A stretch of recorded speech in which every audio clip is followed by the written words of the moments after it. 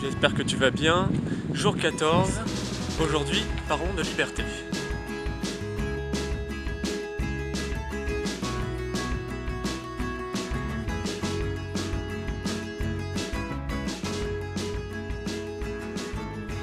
Bon, la liberté physique, on sait tous ce que c'est. J'aimerais qu'on parle de plusieurs choses. De dépendance, d'amour, d'émotion, de choix et d'action.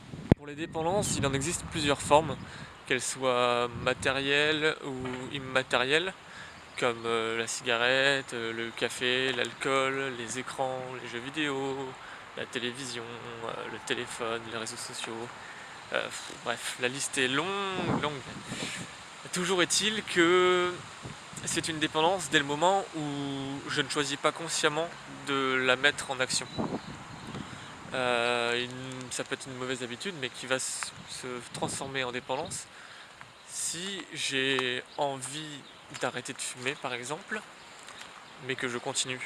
Là, c'est une dépendance. Et elle va me priver d'une part de ma liberté. Parce que je vais choisir quelque chose, mais je ne vais pas réussir à l'acter et à le mettre en action. Une dépendance, ça peut se caractériser par, justement, une absence de liberté. On va être contraint par nous-mêmes de faire une action qu'on n'a pas choisie délibérément, en tout cas en conscience. Inconsciemment, oui, parce que inconsciemment, on choisit de continuer à entretenir cette dépendance parce qu'on y voit plus d'intérêt, on y voit plus de gains, en tout cas à continuer que de pertes. Je pense que si on veut se rapprocher de tout ce qui est liberté, on doit commencer déjà par effacer au maximum nos dépendances. Je sais pas si tu me suis dans ce truc de choix et d'action.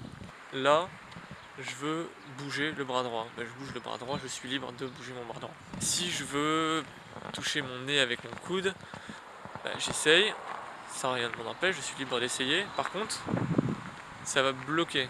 Je ne vais pas réussir parce qu'il va y avoir une contrainte extérieure, une contrainte physique. Donc je ne suis pas libre de faire ce mouvement-là. Et la dépendance immatérielle comme la dépendance affective, qu'est-ce que c'est ?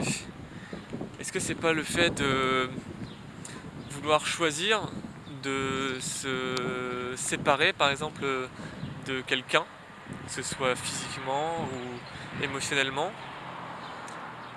et en fait de pas réussir à le faire, d'avoir cette émotion à l'intérieur qui nous oblige inconfortablement à penser à cette personne ou à avoir besoin à tout prix de lui parler parce qu'elle hante nos pensées et notre tête et qu'elle prend tout notre temps, qu'on n'arrive plus à se concentrer sur quelque chose et qu'on va vraiment être dans le besoin. Comme toute dépendance, on va être dans le besoin d'avoir cette chose-là pour se sentir bien. Si on n'est pas dépendant émotionnellement, on entre dans ce qui est l'amour inconditionnel. Où là, je vais aimer l'autre personne, peu importe ce qu'elle fait, je sais que je l'aime, je vais respecter entièrement en fait sa liberté.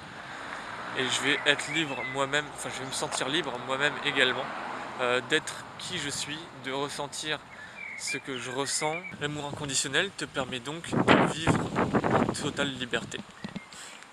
D'être libre de choisir et d'agir comme bon te semble. Je veux revenir sur une contrainte aussi qu'on a tendance à négliger, mais qui est quand même souvent là, c'est cette notion de peur, parce que quand on a peur, on va se priver d'une part de notre liberté, et ça va être une contrainte du coup émotionnelle, interne et physique aussi. On va sentir cette contrainte, quelque chose qui va se serrer, se nouer à l'intérieur de nous, et qui va nous figer et qui va nous bloquer pour passer à l'action. Alors qu'on aura peut-être des envies, des choix, mais on va se retrouver bloqué et donc en fait pas complètement libre.